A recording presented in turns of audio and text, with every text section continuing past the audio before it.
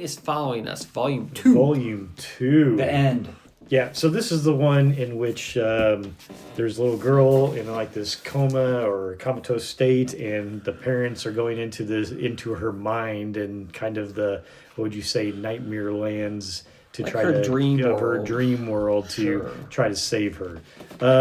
I felt like, wow. So overall, I like the idea, and I think it wraps up okay, you know, Yeah. and. It is one of those things where I don't know how far they could have really taken it.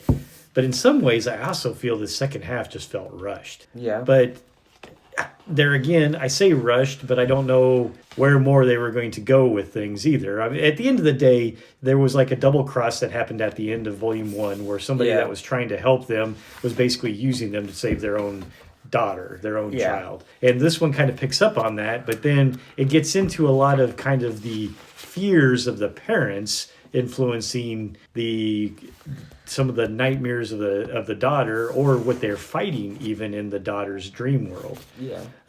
You know, some interesting concepts in there, you know, kind of how the sins of the parents can sometimes follow their offspring, you know, depending on our own, you know, emotional wounds and baggage that we have, and how it can sometimes carry on with our kids. But with that, I just felt like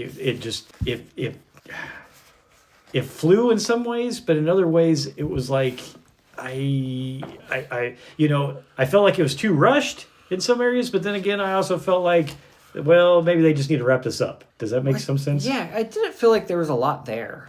You know what I mean? Yeah. Like there's a lot of pages of them fighting stuff in this dream world that are cool to look at, but as far as important to the story, it's kind of just a lot of filler of action sequences. And you have this core emotional story, but it's not that complex. It's not. There's really one isn't. big twist, like you said, at the end of the first volume, and there's another kind of big twist on this one where you have some trauma of one of the parents that's kind of unresolved, which I think they make a big deal out of. Well, But- they do, but they don't. Yeah, they do, but they don't. You know, they make this big deal about something, but then they really don't go into it very deep. Now, you can make your own assumptions about it, which is okay, fine, if you want to go there. But it was something that was traumatic enough to this person that it really, to the parent, that it damn near, you know, it pretty much, what would you say? It really is a life-altering, you know, somewhat event there for him. Daniel Warren Johnson still does a good job of pulling the heartstrings, you know. He does have a good way, even in something in which I feel like maybe wasn't either explained to the way that I wanted or felt strangely paced, that I still found myself, you know, pulled in a little bit emotionally.